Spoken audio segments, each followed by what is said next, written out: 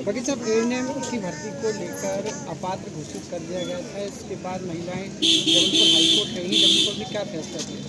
जबलपुर माननीय हाईकोर्ट ने फैसला दिया है कि ऐसी महिलाएं जिन्होंने एएनएम की ट्रेनिंग 2011 तक 10वीं बेस पर कर ली है, एडमिशन ले लिया था, वो चाहे प्राइवेट कॉलेज से उन्होंने किया हो, चाहे सरकारी कॉलेज से किया हो, कैसा भी किया हो, वो सब मान्य होगी। चाहे बायो से किया हो, चाहे नॉन बायो से किया हो, सबको मान्य कर दिया उन्होंने।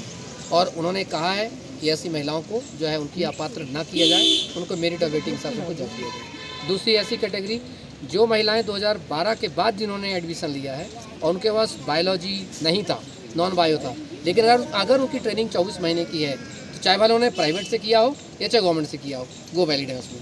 और आज इस समस्त जितनी महिलाएं हैं यहाँ पर उपस्थित हुई हैं, माननीय हाईकोर्ट का जो डायरेक्शन मिला है, वही डायरेक्शन का एक सर्टिफाइड कॉपी एक जो है यहाँ पर दिया है इन्होंने। और डिपार्टमेंट ने ये कहा है कि 3 से 4 दिन में हम कमेटी को बैठाएंगे और जो है जल्द से जल्द हम जो है इसके आगे की प्रक्रिया करेंगे।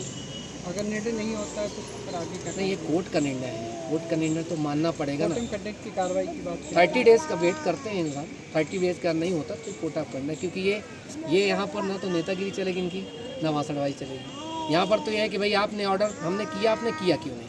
30 डेज़ का मिनिमम समय होता है, एक जो एवरेज पीरियड होता है। अच्छा, वकील साहब बात करें कि इस नियुक्ति की नहीं, सभी नियुक्तियों में इस तरीके के मामले आ रहे हैं कि सभी आजकल कोर्ट ही फैसला कर रहा है सभी नियुक्ति में। उसकी रीज़न है क्या है, कई बार क्या है, ये लोग जब नियम बनाते हैं तो इनके जो नियम बनाने वाले लोग हैं ये कुछ चीज़ों को भूल जाते हैं। जैसे अब 2000 एएनएम का ही केस लीजिए, 2019 में इन्होंने गैजेट लाया, गैजेट में लिख देना चाहिए था कि ये गैजेट जो है 2019 से लागू होगा, ये महिलाएं कोई दिक्कत नहीं होती, क्योंकि नियम ये होता है जब कोई नियम लाया जाता है उस दिन से लागू होता है जिस दिन से वो ला दिया जाता है, जब तक उसमें लिखा ना हो।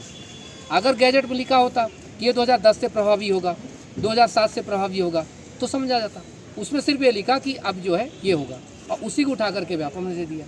तो जो एग्ज़ाम कंडक्टिंग एजेंसी पूरी तरह से अलग हो गई, स्वास्थ्य विभाग ने गैजेट बनाया वो टोटल अलग हो गया। तो जो मिसकम्युनिकेशन का होता है ना, उसकी वह दिक्कत होती है। और 2 साल से लिटिगेशन बेचारी जो झेल रही हैं, और फाइनली उन्होंने जीता इन्होंने केस को, तो इसीलिए अभी भी इनके समझ में बहुत लोगों को नहीं समझ में आता।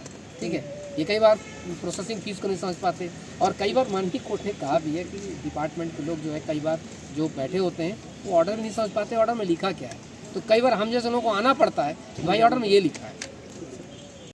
कुछ लोग ऐसे भी हैं जो 14-15 साल से संविदा में भी कर रहे हैं, और इसके बावजूद भी अगर इस बार उन्होंने निकाला है टेस्ट को तो उनको अपात्र घोषित कर दिया गया है।